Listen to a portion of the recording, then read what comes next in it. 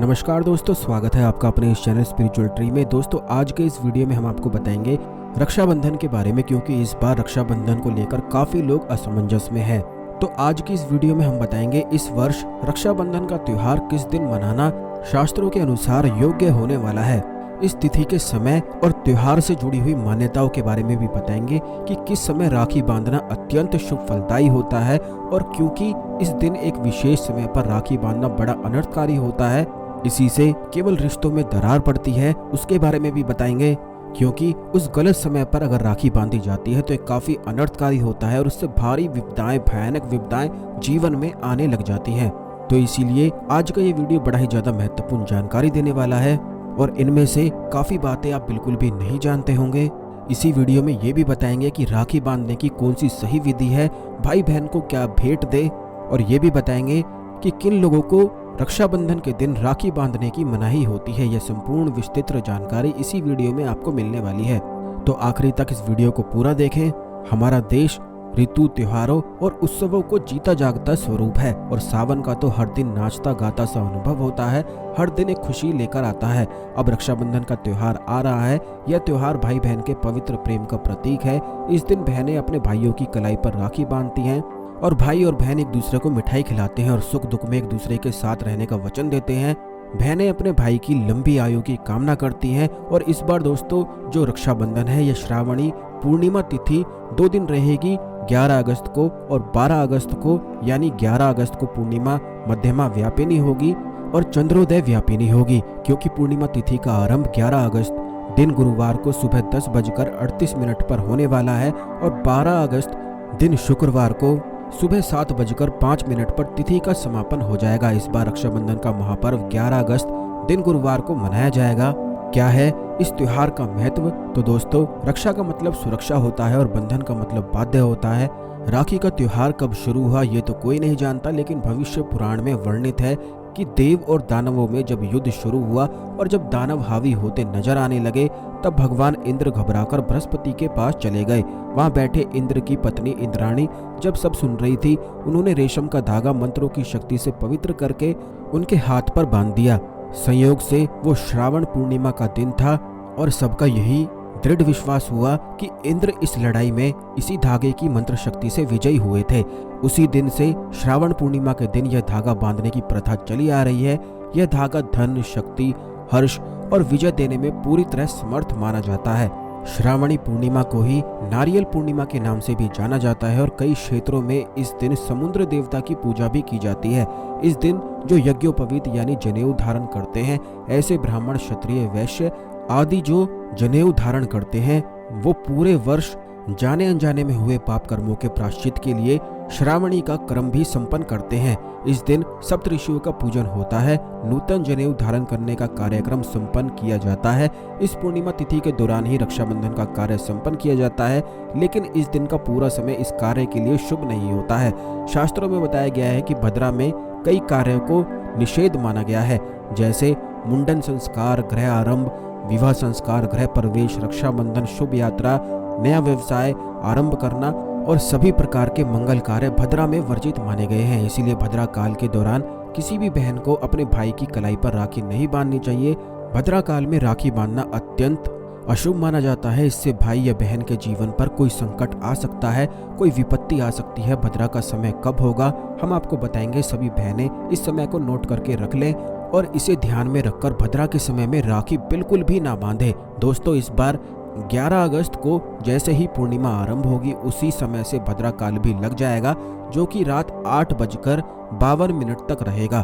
तो गुरुवार की रात इस समय की बाद राखी बांधने का शुभ मुहूर्त आरंभ हो जाएगा, जो कि देर रात तक चलेगा। तो रक्षाबंधन के दिन पूरे दिन आपको राखी नहीं बांधनी है। किसी भी परिस्थिति में, किसी भी कारणवश आपको पूरे दिन में कभी भी राखी नहीं बांधनी है।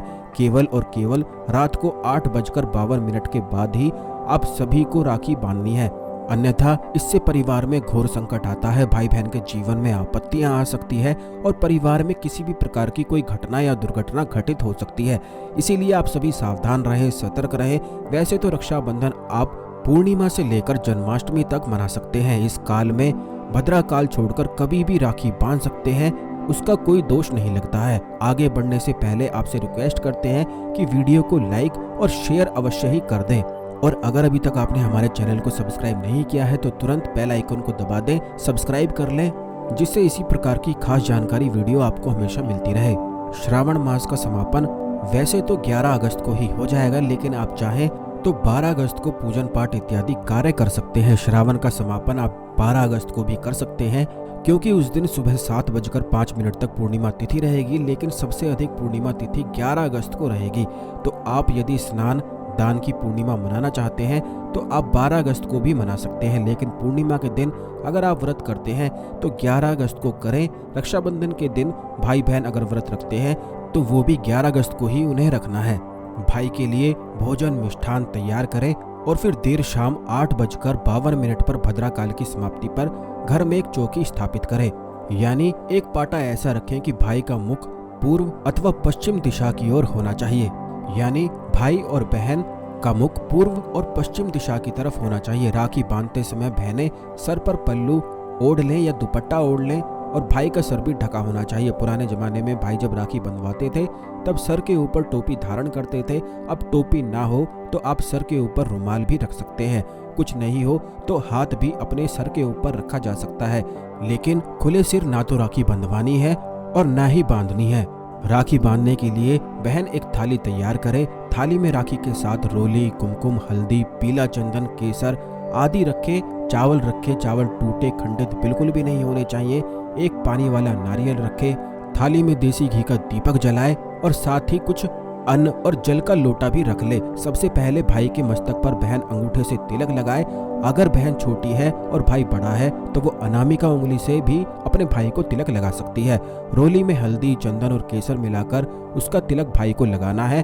फिर तिलक पर अक्षत लगाएं। फिर भाई के हाथ में पानी वाला नारियल रखना है और साथ कुछ दक्षिणा, सिक्का या रुपया रखें। फिर भाई के सीधे हाथ में राखी बांधकर ध्यान रखें जो राखी आप बांधते हैं उसमें आपको कम से कम 5 गांठें लगानी है। और फिर भाई का मुंह मीठा करवाएं। गुड़ मिश्री का भी मिठाई के रूप में आप प्रयोग कर सकते हैं।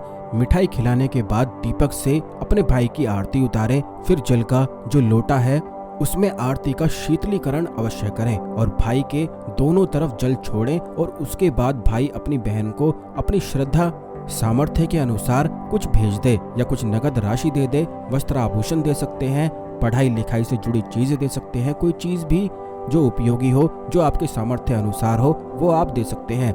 लेकिन ध्यान रखें कि गलती से भी लोहे की या कांच की या फिर पीतल धातु की वस्तु अपनी बहन को राखी के दिन बिल्कुल भी भेंट ना दें। यह शास्त्रों के विरुद्ध है। इसके अलावा दोस्तों, और राखी के दिन आप बाल बिल्कुल भी ना कटवाएं, दाढ़ी ना बनवाएं। झूठ, क्रोध, वाद विवाद आदि से बिल्कुल ही दूर रहें। किसी का भी दिल ना दुखाएं। इस दिन द्वार पर आए याचक को खाली हाथ ना लौटने दें। अपने सामर्थ्य के अनुसार कुछ ना कुछ अवश्य भेंट दें। राखी के दिन आप एक समय भोजन करके व्रत भी रख सकते हैं। मासिक धर्म की अवस्था में महिलाओं को स्पर्श या पूजन करने की मनाही होती है, तो ऐसे समय में अपने भाई को राखी नहीं बांधना चाहिए। आप बाद में जन्माष्टमी तक कभी भी राखी बांध सकती हैं या अपनी राखी किसी और महिला के माध्यम से अपने भाई को बंधवा सकती हैं। और सबसे महत्वपूर्ण बात शायद बहुत कम लोग ही जानते हैं, और अगर आपके परिवार में जन्म अथवा मृत्यु का सूतक लग जाता है तो ऐसी अवस्था में आपको रक्षाबंधन का पर्व सूतक के दौरान नहीं बनाना चाहिए। अगर रक्षाबंधन के दिन किसी के घर परिवार में अचानक उसी दिन अगर किसी की मृत्यु हो जाती है तो रक्षाबंधन के दिन राखी का पर्व उन्हें नहीं बनाना चाहिए, यानी तब तक वो राखी अपने घर में नहीं मनाएंगे जब तक उनके घर में किसी का जन्म नहीं हो जाए। और जन्म भी तो राखी के दिन ही होना चाहिए। कोई गाय उनके घर में बछड़े को जन्म दे दे या कोई भी पालतू जीव अगर राखी के दिन उनके घर में बच्चे को जन्म दे दे तो राखी का त्योहार पुनः उनके घर में आरंभ किया जा सकता है। अन्यथा प्रति वर्ष राखी के दिन रक्षाबंधन का त्योहार उस दिन को छोड़ करके आप अगले दिन बना सकते हैं, लेकिन उस दिन उस पर्व को मनाना बिल्कुल ही वर्जित हो जाता है। तो दोस्तों, विधि विधान से आनंद पूर्वक यह प्यार का त्योहार आपको मनाना है, जिससे घर और परिवार में ढेरों खुशियां बढ़ सकें। आज के लिए केवल इतना ही। अगले वीडियो में मिलेंगे। इस खास जानकारी को अन्य लोगों के साथ अवश्य शेयर कर दें और चैनल को अवश्य सब्सक्राइब करके बेल बटन भी अवश्य ही दबा दें, जिससे इसी प्रकार की खास जानकारी वाले वीडियो आपको हमेशा मिलते रहे। तो आज के लिए केवल इतना ही। अगले वीडियो में मिलते हैं। ओम नमः शिवाय। हर हर महादेव।